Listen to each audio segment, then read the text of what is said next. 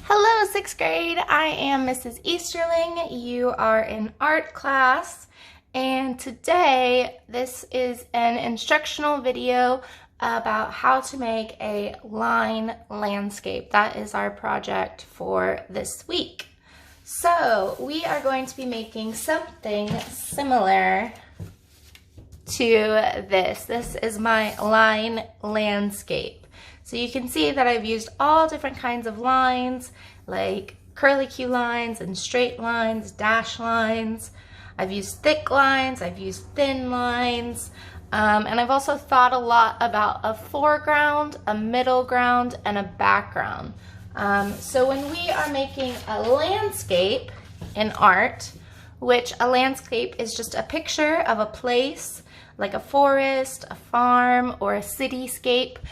So somewhere, that's what you're making art about. A portrait would be a artwork about a face, right? Or a person, but a landscape is a place. So I've kind of made here kind of like a farm, maybe like forest, kind of countryside landscape.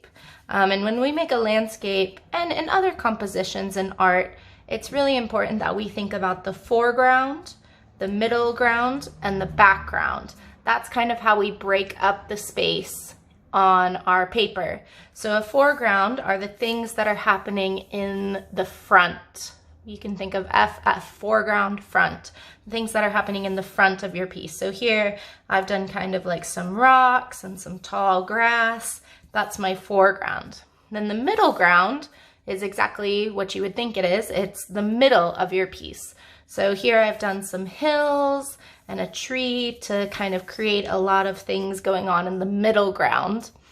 And then the background is anything happening in the back, usually like the sky or things that are really far away. So here I just kind of did some curlicues to represent the blue skies, and I drew some kind of funky clouds going on. So when you're making yours, I want you to really think about the foreground, the middle ground, and the background. Also, this is our first element of art that we are studying. So in sixth grade art, we do an in-depth study of all of the elements of art. The elements of art are all the things that you need to make a successful piece of art. So the first one is line. So when you're making your line landscape, try to think of lots of different lines you can use. Get really creative, invent new lines, make crazy lines, make big lines, make small lines, anything like that. I want to see a lot of variety you've got going on in your line landscape. One last thing before we get started, the materials that you will need at home is just a pencil and a paper. You can get this done with notebook paper and a number 2 pencil. I'm cool with that. If you have these materials at home, these are some optional materials that I think can really add to your piece and would be fun to try, like white paper, using a black marker to maybe outline thick lines that you want, using different colors. I used a lot of colors in mine. Using a ruler or some kind of straight edge, like the side of a folder or something if you want to get like really crisp straight lines. So I'm going to get my materials together, and then I'm going to go through making a line landscape with you. Okay, so I've gotten my materials, gathered them all up. Once again, you can do this with just pencil and notebook paper, but if you have more materials at home, feel free to use those as well. And if you do not have pencil or paper at home and you need art supplies, please email me on Canvas or my school email so we can get something set up for you, okay? So I recommend starting with pencil first because pencil is erasable if you make mistakes.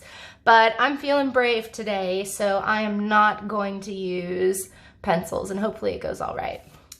So you can turn your paper sideways or up and down, vertical or horizontal. The last one I did was vertical, so I think this one I'm gonna mix it up a bit and do horizontal. And you can do any kind of landscape. If you want to do a cityscape, that's awesome. If you want to do the forest, an ocean scene, the Great Pyramids of Egypt, anything like that is great. But we're really like not focusing on shading or shapes. We're focusing more on the lines. So this is going to be kind of a little bit more modern than maybe kind of artworks you're used to making. So I'm going to start, I think I'm just going to do kind of like maybe a mountain scene. So I'm going to start with doing kind of some curvy hills down at the bottom, and I'm going to go through and kind of add some lines in. These straight lines, this would be a great opportunity to use your straight edge or a ruler at home if you wanted. So just going through, adding some hills at the front of my paper. So that means this is the foreground. This is what's happening at the front of the scene. This is what you would be closest to if you were seeing this in real life, right?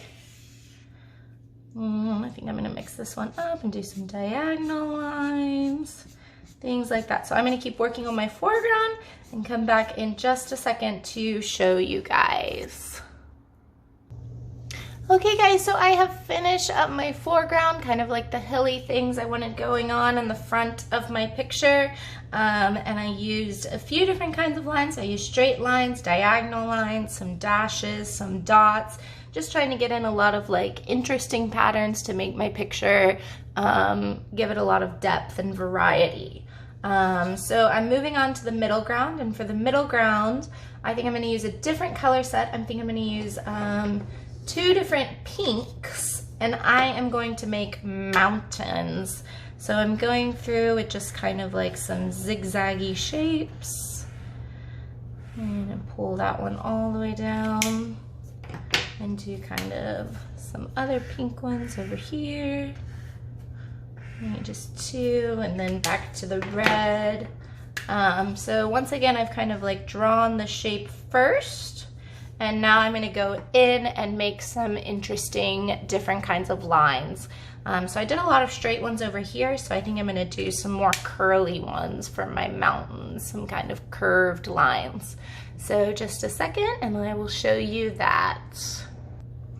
Okay, so my mountainscape is really starting to come together. I've gotten all my mountains going on in my middle ground, and I've done some different kind of lines and patterns this time, really trying to make them different from the hills and the foregrounds by using different colors and lines so your audience knows that they are different things.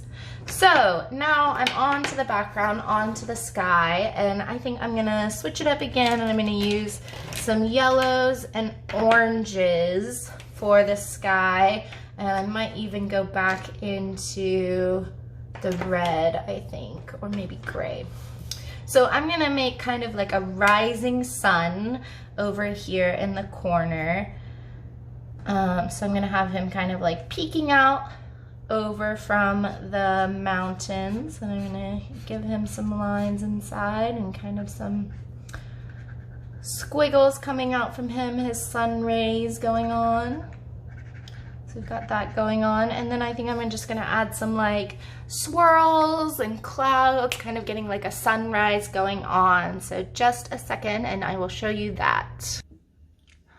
Okay guys, so I have now finished up my background, and if you are making this, when you are making this at home, this is finished for me. You can go on to add some extra things, and I'll show you that in a minute, but this is what I'm looking for grade wise. So I wanna make sure that you fill up the entire sheet of paper. So don't make your landscape really small over here, right? I wanna see it side to side, corner to corner, filled with your art. So make sure you fill up the whole page. I wanna see that you've done a foreground, a middle ground, and a background. And I wanna see that you've used lots of different kinds of lines. So you could do this in pencil as well. You don't have to have color to make different kinds of lines or make differentiation in your work.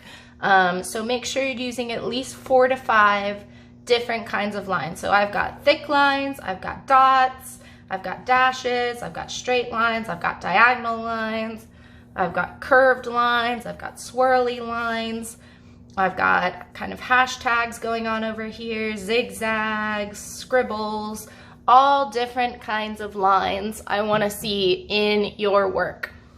So this is finished for me. If you wanted to go on and you have a different kind of color at home, like crayons or colored pencils, adding in some shading and like getting rid of that all kind of the white space that your marker or pencil left is awesome, and I think would really add a lot of character and depth to your piece, but totally optional. So if you're really feeling it, you like where your art piece is going, you want to add some color into it to kind of give it that extra little oomph, awesome. But if not, this is perfect for me. So once again, filling up the entire page with drawing using a foreground, a middle ground, and a background of some kind of landscape, like a city, mountains, ocean, anything, any kind of place, and using different kinds of lines to create that place. Okay? Awesome. Well, I can't wait to see what you guys will make with this, and I will see you later.